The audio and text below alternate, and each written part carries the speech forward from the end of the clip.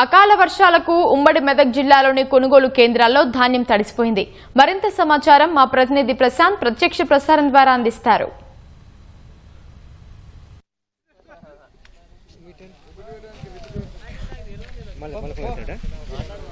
సంగారెడ్డి జిల్లా శివంపేట మండలంలోని చక్రియాల్లో అకాల వర్షాలకు రైతులు ఆగమయ్యారు. ఇక్కడ మనం చూసినట్లయితే మొత్తము మనకి ధాన్యం కుప్పల మధ్యలో నీళ్లు నిల్వ ఉన్న పరిస్థితి అయితే ఉంది.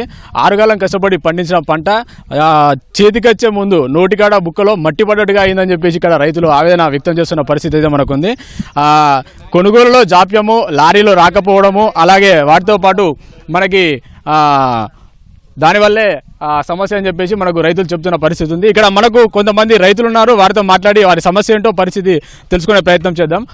చెప్పండి, మీ సమస్య ఏంటి చెప్పండి. అసలు ఇక్కడ మేము లారీ రావడం ఈ దురదృష్టం చాలా. ఈ లారీలో కాంట్రాక్ట్ వాళ్ళు ఉన్నారు, మాకు లారీలు అందుబాటులో ఉంటాయి. ఈ పాటికి మాకు ఒడ్లు పోతుండే ఆ లారీలో వాళ్ళు ఎక్కడ ఆర్డీఓ కానీ ఎవరో కానీ వాళ్ళు పట్టిస్తున్నారంట. మాకు లారీలో గత అందరు కలిసి మాకు లారీలు సహకరిస్తే ఇప్పటికైనా కానీ మేము 8 రోజుల్లో ఖాళీ అవుతుంది. మీరు కోతలు కోసి ఎన్ని రోజులు అవుతుంది? ఇక్కడ కుప్పలు పోసి కోతలు కోసి ఇంచుమించు నెల 10 రోజులు, నెల 20 రోజులకు వచ్చినాం.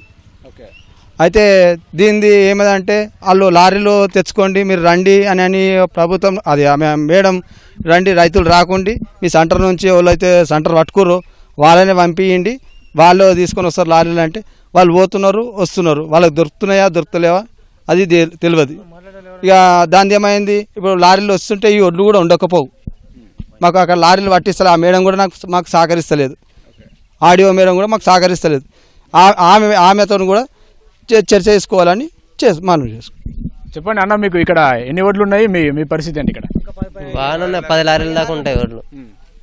ఎండిన ఆల్రెడీ అదే ఏమంటారు మ్యాచర్ కూడా ఏడైన పరిస్థితి వస్తుంది. అదంతా సూకెండి ఆ వెయిట్ కూడా ఏమొస్తలేవు, లారీ లాగా అంత ఇబ్బంది ఉంది అనుకుంటే మొత్తం ఎండినట్లు కూడా మొత్తం మొలకలు వచ్చే ఛాన్సెస్ ఉన్నాయి. అంత చెప్పండి, అధికారులు ఏమంటారు మరి అడిగితే? వాళ్ళు లారీలు పట్టిస్తలేరు, వస్తలేవు లారీలు. ఇక్కడ 2 రోజులకు ఒకటి 3 రోజులకు వస్తే ఏమో ఏడు సరిపోతాయి, లారీ వస్తలేవు. లారీలు రాక చాలా ఇబ్బంది అయిపోతుంది ఇక్కడ మాకు. లారీలు రాక ఇంచుమించు ఒక 15 రోజులు అవుతుంది ఇక్కడ లారీ రాక. మేము ఇగో మా సొంత డబ్బులు పెట్టుకొని లారీలు తెచ్చుకుంటున్నాం. ఇక్కడికి మా సొంత డబ్బులు పెట్టుకొని లారీలు తెచ్చుకొని పంపిస్తున్నాం. మేము మాకు ట్రాక్టర్ని మేమంటే అక్కడ రశ్మిలో ట్రాక్టర్ కాల్ చేసుకోమంటారు. ట్రాక్టర్లు మా పరిస్థితి అట్లా అయిపోయింది. ఏడి పరిస్థితి అట్లా అయిపోతుంది పరిస్థితి.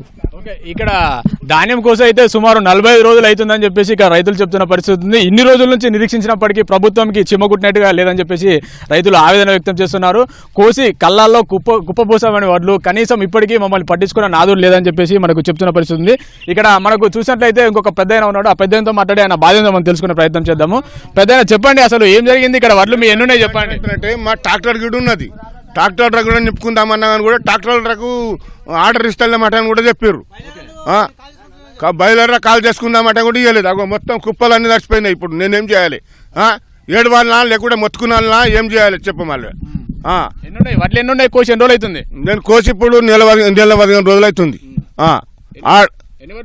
ఎన్ని అంటానంటే దొడ్డు వడ్డు అంటే 300 సంచి 400 సంచి వడ్లు ఉన్నాయి. పరిస్థితి ఏంది? ధాన్యం పరిస్థితి ఏంది మీది? ధాన్యం పరిస్థితి ఏమి దిగువ నీళ్ళు ఉన్నాయి. ఇక్కడ చూడుగా నీళ్ళు ఉన్నాయి, ఏం చేయాలి చెప్పు. ట్రాక్టర్తో నింపుకపోదామంటని చెప్పిన నేను. ట్రాక్టర్ నింపుకో పర్మిషన్ లేదంటని చెప్తున్నారు. ఓకే, మొత్తంగా చూసినట్లయితే ఇది ఇక్కడ పరిస్థితి. ధాన్యం కోసి 45 రోజులు అయినప్పటికీ కూడా ఇప్పటికీ మాకు కాంటాలు పెట్టమని చెప్పేసి అడిగిన రైతులు వేడుకున్నప్పటికీ కూడా అధికారులు ప్రభుత్వం పట్టించుకోవట్లేదని చెప్పేసి ఇక్కడ రైతులు ఆవేదన వ్యక్తం చేస్తున్నారు. ఇప్పటికైనా ప్రభుత్వం వెంటనే స్పందించి కొనుగోలులను వేగవంతం చేయాలని కోరుకుంటున్నాను. లేదంటే ఇదే పరిస్థితి ఇలాగే వర్షాలు ఇంకో 2-3 రోజులు కొనసాగినట్లయితే ఎండిన వడ్లు మొత్తం మరి నానిపోయి మొలకెత్తే అవకాశం ఉందని, 6 కాలం కష్టపడి పండించిన పంట మొత్తము వృధా అయిపోయే పరిస్థితి ఉందని ఇక్కడ రైతులు ఆవేదన వ్యక్తం చేస్తున్న పరిస్థితి ఉంది. Cameraman ఉమామహేశ్వరరావుతో Prashanth, ETV news, Chakriyala నుంచి.